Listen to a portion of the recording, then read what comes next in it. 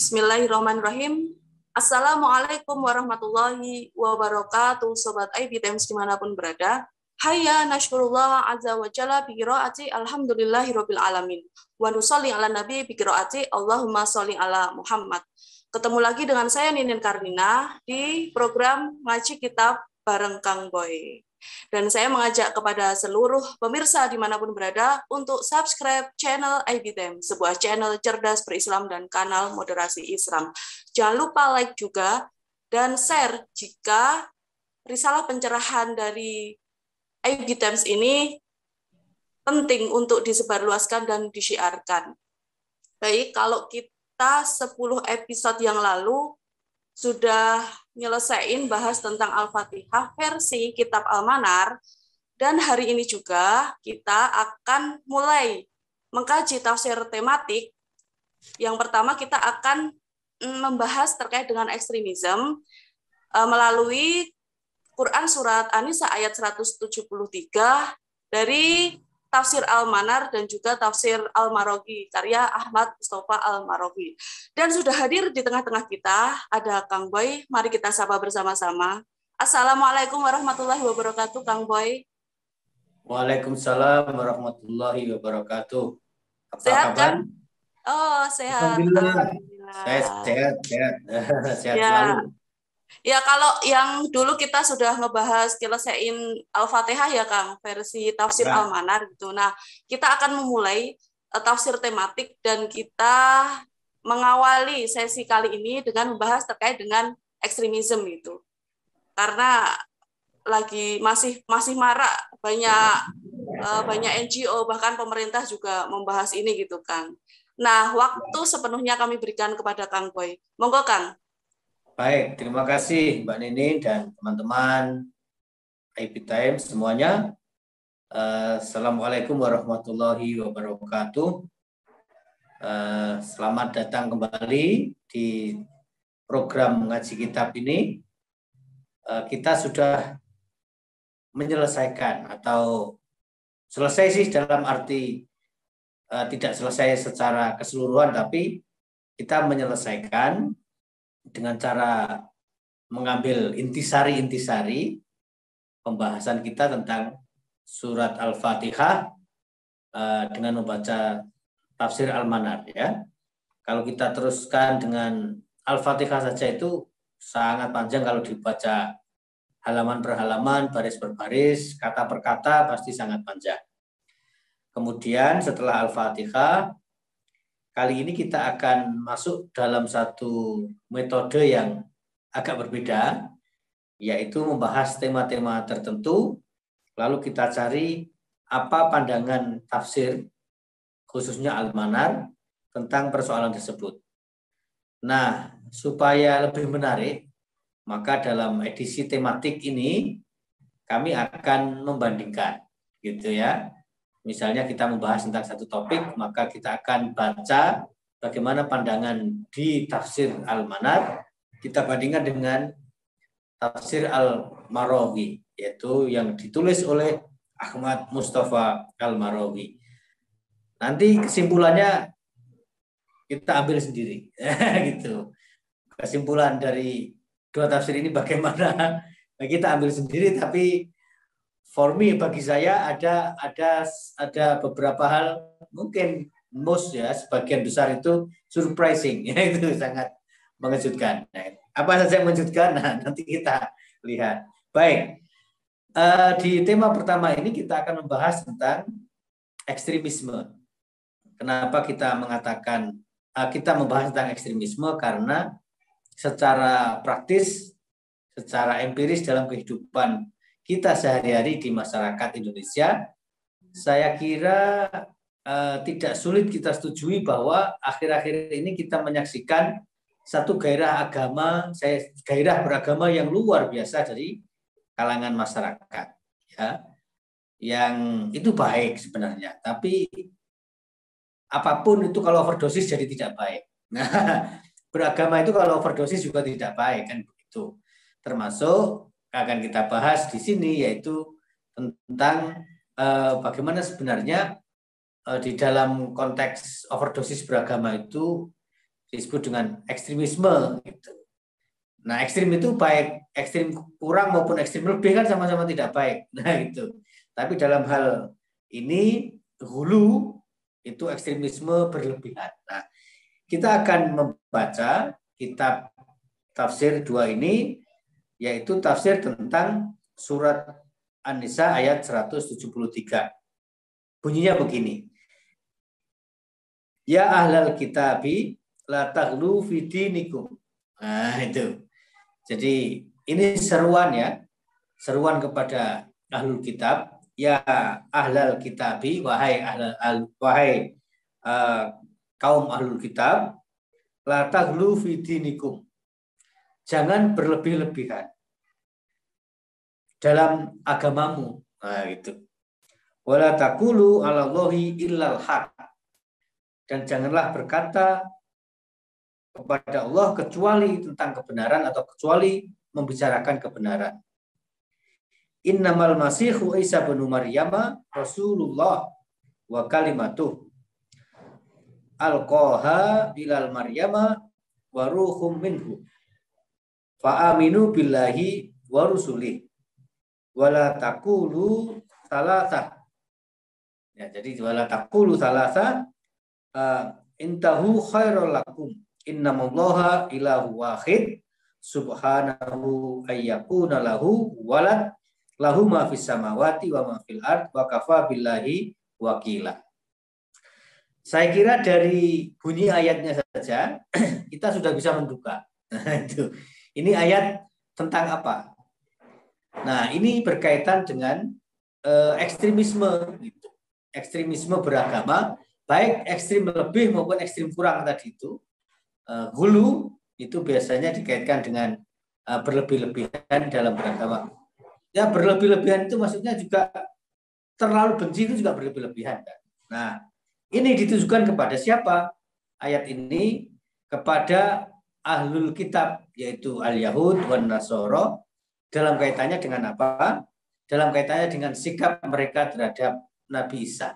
Nah, oke, kalau kita baca tafsir Al-Manar ya, bagaimana Muhammad Abduh dan Muhammad Rasid Ridho menjelaskan tafsir ini, dia dikatakan seperti ini, tidak hanya satu ayat tadi, tapi dengan rangkaian ayat yang lain, sehingga dikatakan hadhil ayatu nuzilat fi mahajatin nasoro khosotan. Nah, jadi ayat-ayat ini berarti tidak hanya 173 tapi rangkaian yang ada di dalam setelah maupun sebelumnya itu ditujukan secara khusus kepada kaum Nasoro. Nah, yaitu orang-orang Nasrani ba'da muhajatil Yahud wa iqamatil hajjati alaihim. Jadi jelas setelah ditujukan kepada kaum Yahudi, kemudian kepada Nasrani. Jadi ayat ini ditujukan kepada dua umat beragama itu. Kenapa? Waqad ghallatil yahudu fi tahqiri Isa wa ihanatihi wal kufri bihi fafaratu kullat tafrid. Nah, itu. Jadi orang-orang Yahudi ini berlebih-lebihan dalam memperlakukan Isa. Apa yang jadi waqad ghalatil yahud fi tahqir, dalam membenci, dalam mengasingkan, pokoknya dalam berbuat keburukanlah kepada Isa, kan gitu. Maka kalau kita baca sejarah ya, seringkali juga saya ungkapkan, kalau kita baca sejarah, maka Nabi Isa itu disebutkan dalam beberapa kitab. Di antaranya yang pernah saya baca itu adalah kitab Tarikh Tasri al-Islami, Tarikh Tasri al-Islami yang ditulis oleh Mana'ul Qattan. Di situ dia mengatakan wulidal masihu yahudiyan. Nah, itu. Jadi Isa al-Masih itu terlahir sebagai orang Yahudi. Nah, kenapa demikian? Ini mungkin kalau kita ungkapkan kepada Lagi-lagi orang yang berpandangan agama terlalu ekstrim tapi tidak dipenuhi, tidak diiringi dengan pengetahuan, mungkin tidak setuju kalau dikatakan bahwa Nabi Isa itu terlahir sebagai orang Yahudi. Fi ayyi makna al-Yahud, dalam arti apakah Yahudi di sini? Ya dalam arti al-Yahud sebagai suku, bangsa, kan gitu. Karena kalau kita baca tentang sejarah Yahudi ya, itu banyak sekali pembahasan tentang Yahudi dan konotasi makna yang dibawa oleh Yahudi itu. Nah, dalam hal ini anggap saja kita memaknai al-Yahud, wulida al-Masihu Yahudian itu sebagai orang yang berbangsa Yahudi, misalnya gitu. Maka demikian kalau kita lihat. Tetapi meskipun Isa ini berbangsa Yahudi, lahir dalam konteks masyarakat Yahudi dan berarti adalah bagian dari masyarakat Yahudi, ternyata pemimpin-pemimpin Yahudi tidak bisa menerima dengan baik kelahiran Isa. Nah, gitu. Ini panjang sejarahnya. Cuma kalau kita hubungkan dengan sejarah ya, misalnya di dalam surat Al-Imran itu kan ada pembicaraan tentang keluarga Imron. Nah, gitu. Jadi Imron, Innallaha astafa Adama wa Nuha wa ala Ibrahima wa ala Imrona alal alamin. Nah begini Mbak Ninin ya. Kalau kita baca dengan pengetahuan sedikit bahasa Arab, mungkin kita sudah menemukan perbedaan dalam ayat Ali Imran, surat Ali Imran yang saya baca barusan tadi itu, Innallaha astafa, sesungguhnya Allah telah memilih, ya kan? Istafa. Adam, wa Nuha, dan Nuh. Tapi begitu sampai Nabi Ibrahim, yang disebut bukan Ibrahimah, tapi ada tambahan di depannya. Wa ala Ibrahim. Berarti keluarga Ibrahim. Nah, itu. Wa ala Imran, dan keluarga Imran alal alamin, atas alam raya ini. Dzurriyyatan ba'duhum min ba'din, yang satu sama lain merupakan kerabat atau anggota keluarga. Nah, pertanyaannya, ketika menyebut Adam hanya Adam, ketika menyebut Nuh hanya Nuh, tapi begitu sampai kepada Ibrahim dan Imran, kenapa ditambahkan kata-kata ala, alu gitu ya, alu, keluarga. Nah, ini kan menarik kalau kita pertanyakan sebagai bahan kajian. Sehingga di situ kalau kita terjemahkan, sesungguhnya Allah telah memilih Adam, telah memilih Nuh, kemudian memilih keluarga Ibrahim dan keluarga Imran atas semesta alam raya ini, yang satu sama lain di kalangan mereka adalah terhubung oleh kekerabatan. Dzurriyyatan ba'duhum min ba'd. Nah, kenapa demikian? Ini sangat menarik kalau kita kaji. Karena nabi-nabi itu sebagian besar adalah keturunan Nabi Ibrahim. Sehingga dalam kajian agama-agama kita juga mengatakan bahwa tiga agama, yaitu Yahudi, Nasrani, dan Islam disebut sebagai Millata Ibrahim. Nah, atau dalam bahasa Inggris orang sering memberikan istilahnya dengan the Abrahamic religion. Nah, oke. Balik kepada itu tadi. Kaum Yahudi, ya, karena kita akan berbicara tentang dulunya orang-orang Yahudi terhadap Isa, berarti kan kita mesti ngerti dulu konteks sejarah Yahudi ini. Nah, itu. Nah, siapakah yang disebut dengan Yahudi? Yahudi itu Bani Israel, kan gitu. Gitu. Nah, mereka hidup di mana? Mereka hidup di satu tempat namanya Kan'an waktu itu. Tapi ketika Yusuf menjadi penguasa Mesir, Yusuf tahu ini saudara-saudaraku yang dulu ketika terjadi paceklik kemudian mereka datang ke Mesir, ya meminta makan kepada Raja Mesir, ternyata itu saudara-saudara Yusuf. Yusuf lalu tahu ini saudara-saudaraku yang dulu nyemplungkan aku ke sumur gitu. Nah, tapi inti kata kemudian Nabi Yusuf mengetahui itu saudaranya, mereka semua diboyong ke Mesir, termasuk ayahnya yaitu Nabi Ishak. Maka itulah awal mula Bani Israel menjadi apa? Menjadi bangsa pendatang di Mesir. Mereka mengalami diaspora itu awalnya dari situ. Kemudian pada zaman Fir'aun, mereka diperbudak, mengalami diskriminatif, lalu lahir Nabi Musa untuk membebaskan kaumnya, yaitu Bani Israel. Nah, gitu ya. Jadi ini kemudian sampai Nabi Isa. Tetapi ketika Nabi Isa ini lahir di tengah-tengah masyarakat yang sudah beragama Yahudi itu, ternyata pemuka-pemuka agama Yahudi tidak suka. Nah, gitu. Kenapa tidak suka? Karena ternyata Isa ini adalah keturunan seorang suci yang bernama Imron. Nah, Imron ini sebagai orang suci dicurigai oleh pemuka Yahudi yang berkolaborasi dengan kelompok penguasa Romawi, Romawi Timur. Maka mereka tidak suka dengan pemimpin-pemimpin seperti Imron. Lalu Imron mengatakan pada satu ketika bahwa akan lahir dari keturunanku Nabi yang membebaskan masyarakat dari tindakan zalim kalian dan Romawi. Kira-kira gitulah kalau kita bahasakan secara sederhana. Tapi mereka nggak percaya. Setengah percaya, setengah enggak, tapi khawatir juga. Nah, ketika itu istri Imron, siapa? Istri Imron namanya. Mungkin Mbak Nini pernah membaca sejarah ini. Namanya Hannah. Nah, itu. Istri Imron yang bernama Hannah ini mengandung. Sehingga setiap hari itu tentara-tentara Romawi dan pemuka Yahudi menjaga rumah Imron. Karena Hannah sedang mengandung. Nah, gitu. Ternyata yang dilahirkan oleh Imron, istri Imron adalah perempuan. Itu kan ada juga disebutkan. Falamma wadu'atha qalat rabbi inni wadu'tuha unsa. Nah, gitu. Walaysa dzakaru kal unsa. Wa inni sammaituha Maryama wa inni uiduha dan seterusnya. Itu ya Kang. Ya, gimana?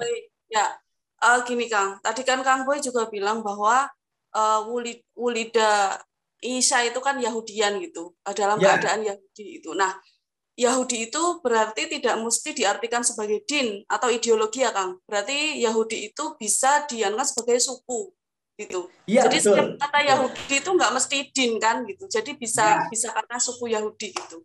Baik Kang, lanjut Kang.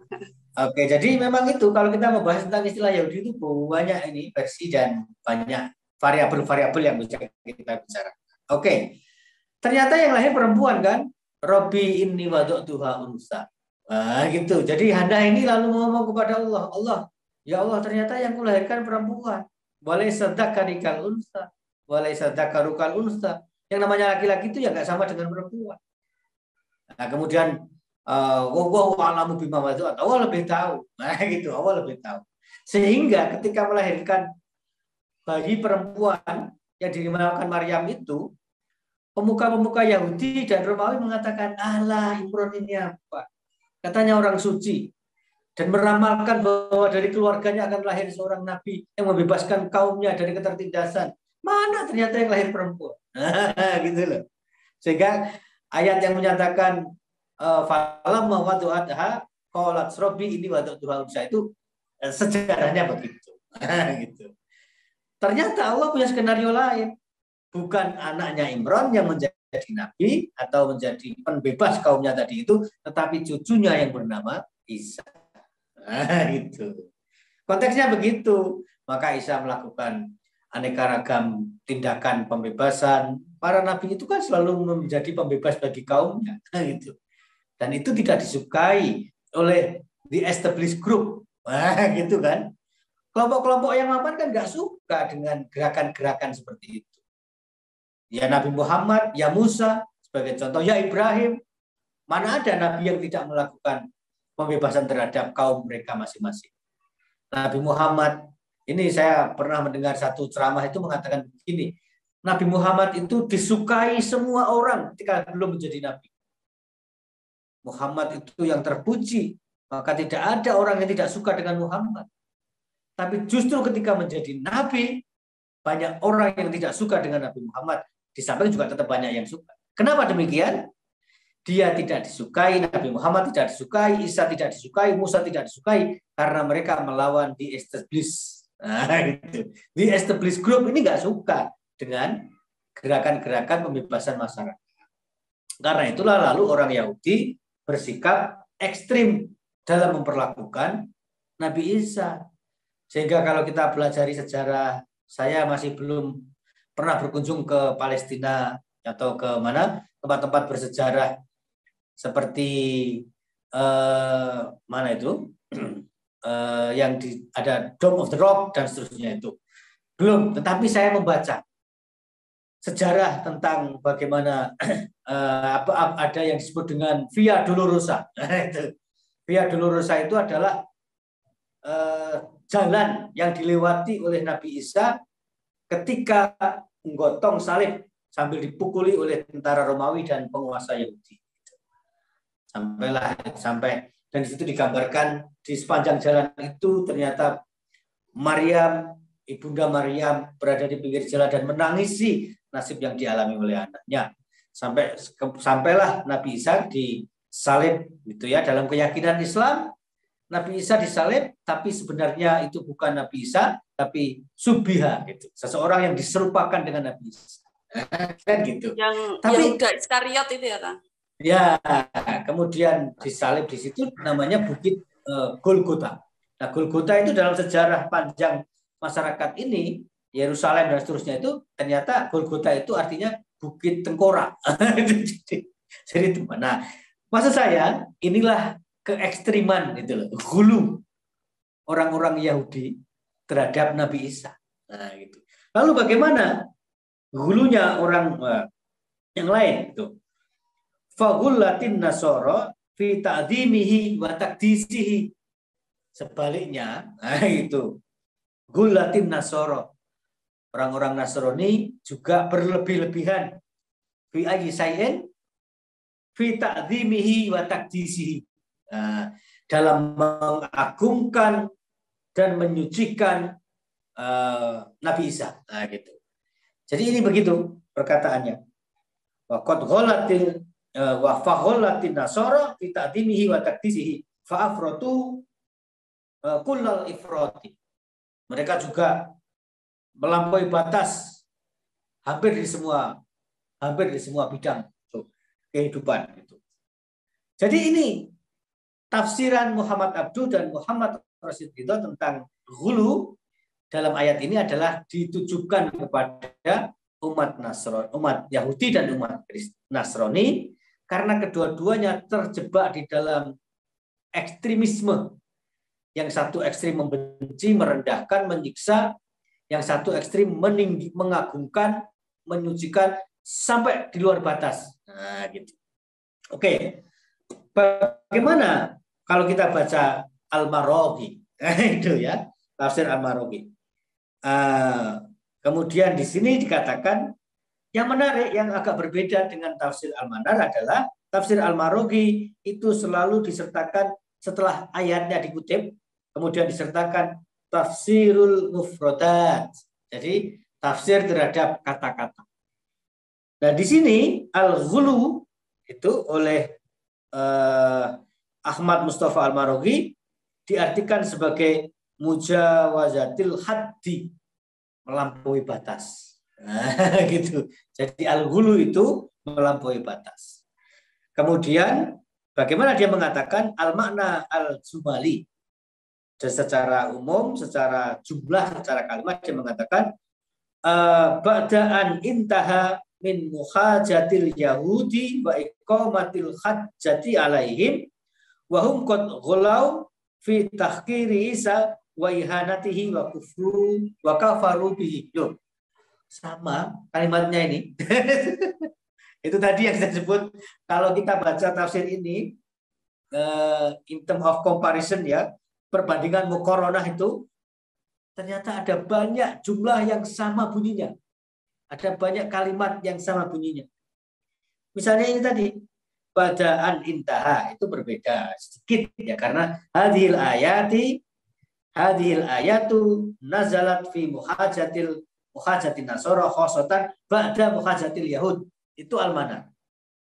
Dan Al-Maraghi mengatakan badaan intaha min muhajatil yahudi wa iqamatil hajjati alaihim wa hum qad ghalau fi tahqiri Isa wa ihanati wa kafru bihi dzakarahuna muhajatan nasara khosatan. Nah, itu jadi sama, persis sama. Gini ya Kang, berarti secara substansi itu mempunyai satu frekuensi antara Al-Manar sama Al-Marogi. Tetapi mungkin bahasa diksinya saja yang berbeda gitu. Tapi sama secara substansi. Begitu, Substansinya sama. Parafrasenya saja yang berbeda. Gitu. Nah, ini karena memang kalau kita baca kajian tafsir, memang Al-Marogi itu berguru juga kepada Muhammad Abduh. Nah, gitu. Jadi dia mengatakan begitu. Wa dzakarahuna hajatan nasoro khosotan itu. Wa hum qad ghalau fi ta'dimi Isa wa taqdisihi. Nah, ini sama. Ini kalimatnya sama. Wa hum qad ghalau fi ta'dimi Isa wa taqdisihi. Sementara di dalam kitab tafsir Al-Manar dikatakan fa ghalatin nasara fi ta'dimihi wa taqdisihi. Ya, gitu. Ini menarik sekali ya, menarik sekali karena ternyata ada persamaan. Oke. Jadi ini sangat menarik kajian tentang ekstremisme ini. Jadi saya kira pada bagian ini kita belum akan menyentuh ekstremisme atau al-ghulu dalam kaitannya dengan agama Islam, tapi kita baru bicara tentang asbabun nuzul. Nah, jadi ayat ini memang secara asbabun nuzul ditujukan kepada dua kelompok tadi itu, Yahud dan Nasara. Kenapa? Karena mereka sama-sama terjebak ke dalam hulu, yaitu ekstremisme sikap berlebihan dalam beragama. Yang pertama, hulunya bersikap negatif. Yang kedua, yaitu Nasrani atau Nasara, hulunya bersifat positif.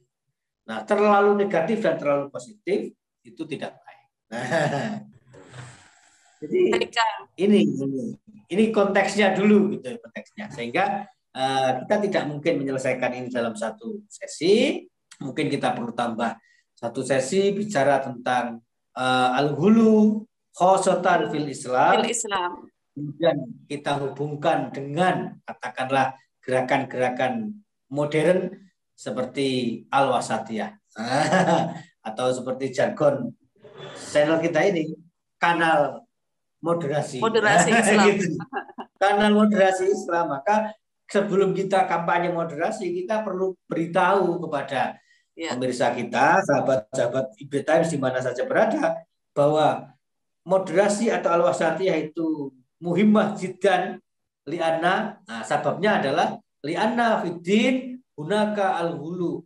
Ada praktek-praktek yang ekstremisme dalam beragama yang itu tidak dibenarkan. Nah, nanti juga bisa kita kutip-kutip dikit kitab yang lain, misalnya di dalam kitab Hikmatut Tasyri' wa Falsafatuhu yang ditulis oleh Ali Ahmad Al-Surjawi, itu disebutkan satu bab menarik sekali karena judulnya adalah Hikmatu Tarkil Hulu Fiddin. Nah, coba kalimatnya saja itu loh. Hikmatu Tarkil Hulu. Hikmah meninggalkan berlebihan. Berarti Ali Ahmad Al-Burjawi melalui kitab Hikmatut Tasyri' wa Falsafatuhu itu mendukung gerakan moderasi Islam.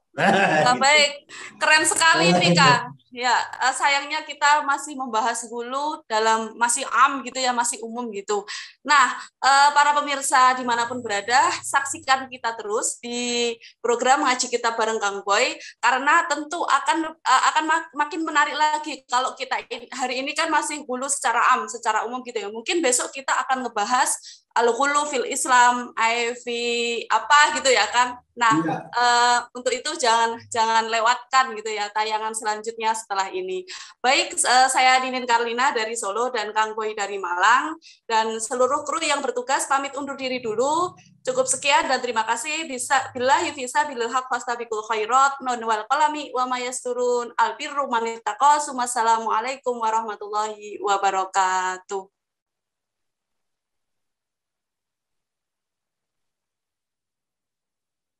Oke. Ini satu dulu ya. Saya ini mau balik ke kampus